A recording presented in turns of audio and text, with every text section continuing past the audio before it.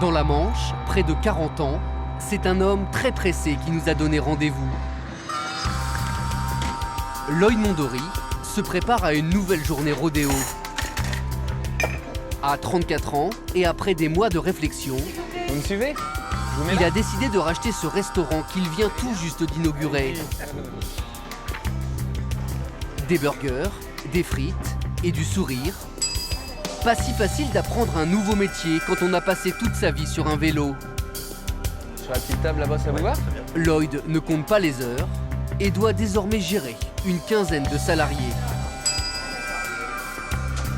Moi, il faut que j'apprenne aussi rapidement pour savoir diriger les employés et puis moi aussi être bon moi-même pour pouvoir leur donner des bonnes directions pour travailler correctement. Un changement de vie radical après avoir été coureur cycliste professionnel pendant 13 saisons. 2 Tours de France, 5 Tours d'Espagne, 1 Tour d'Italie et des dizaines de classiques. Le Normand a tout connu au plus haut niveau. On voit le Qatar qui est ici, le Tour d'Italie, les 4 jours de Dunkerque, Tirreno Adriatico derrière. Mon parcours de coureur, j'aurais bien voulu qu'il continue encore quelques années, voilà. Mais j'oublie pas tout ce que j'ai fait et ça restera tout le temps à jamais gravé dans ma mémoire. On te sent presque ému en y disant ça. Ému, un petit peu, ouais.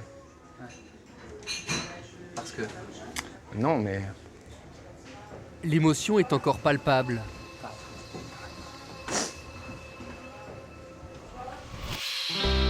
La carrière de Lloyd Mondory avait pourtant parfaitement commencé. Au début des années 2000, il est considéré comme l'un des plus grands espoirs du cyclisme français. À seulement 20 ans, il signe pour AG2R, l'une des meilleures équipes du circuit. Dans la foulée, il remporte la Coupe de France. Équipier modèle, puncher, Lloyd se forge une belle réputation au sein du peloton. mes années ont toujours été constantes, j'étais toujours présent, souvent de fois à l'avant, compétitif pour défendre les couleurs de l'équipe que j'ai toujours défendue. Ce qui n'est pas donné à tout le monde. 13 saisons au plus haut niveau, mais une carrière qui va brutalement basculer à l'hiver 2015. Un matin à l'aube, un inspecteur de l'Union cycliste internationale débarque au domicile de Lloyd Mondory près de Granville pour un contrôle antidopage inopiné. Ça sonne à la porte, je suis pas con, hein. Je sais qui c'est qui sonne à la porte, logiquement. J'ouvre ma porte, j'accueille le contrôleur UCI, donc voilà, il vient. Il passe la matinée un petit peu là, voilà. Il prend même le petit déjeuner avec moi, donc voilà. J'aurais pu tout simplement ce jour-là ne pas répondre. J'aurais eu un avertissement. 6 mois après, on me l'aurait redonné. Puis ma carrière aurait été inchangée. Quelques semaines plus tard, les résultats tombent. Lloyd Mondory est déclaré positif à l'EPO. Il est suspendu 4 ans. En quelques heures, la machine médiatique s'emballe. Lloyd Mondory, le coureur de la Manche, a été contrôlé positif à l'EPO. Il était engagé dans l'équipe française AG2R, la mondiale. Dans ce genre d'affaires, les coureurs ont l'habitude de se serrer les coudes. Lloyd Mondory, lui, est aussitôt lâché publiquement par son directeur sportif. J'espère qu'il aura le courage de dire la vérité. Mais aussi par ses coéquipiers et les autres coureurs du peloton. Aujourd'hui, nous avons mal. Nous avons mal pour notre équipe, notre famille, mais aussi pour le cyclisme français. J'ai perdu pied au final parce que je me suis protégé tout en me disant ça va vite rentrer dans l'ordre. Donc voilà, il y a une erreur, c'est pas grave, ça va, dans 1 mois je refais du vélo. Et puis j'ai surtout vu rapidement que j'allais avoir aucun soutien de personne dans l'équipe, alors que je pensais au moins avoir le soutien de mon équipe pour me dire bah attends non, si tu nous dis que t'as rien fait, que c'est vrai, bon bah d'accord, on va demander tout ce qu'il faut et puis ça aurait peut-être été beaucoup plus facile de se défendre, donc voilà.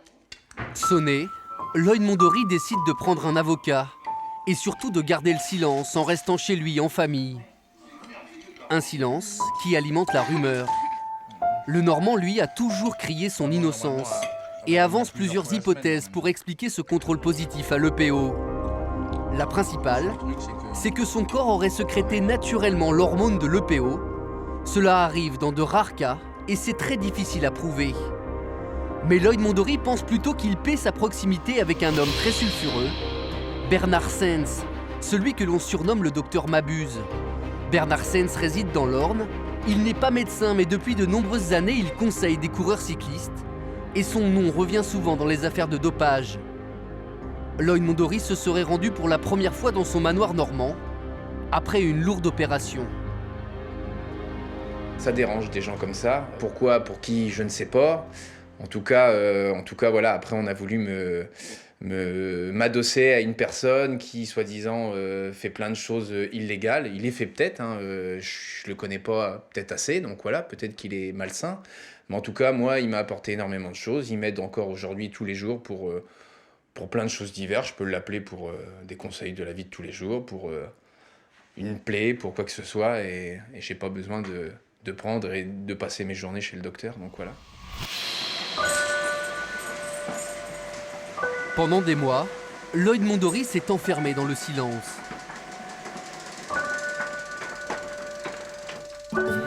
Après sa suspension, il a d'abord continué à s'entraîner, seul. Puis il a fallu se rendre à l'évidence, il ne retrouvera jamais la compétition.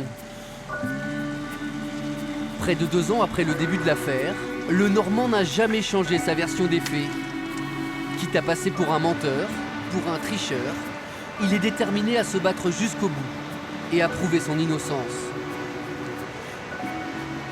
C'est dans les bras de la justice et des instances qui me paraissent maintenant beaucoup trop longues et ma vie ne doit pas s'arrêter là. Donc voilà, j'ai encore plein de choses à faire, plein de choses à découvrir et surtout plein de choses à apporter aux gens qui m'ont soutenu et puis à ma famille.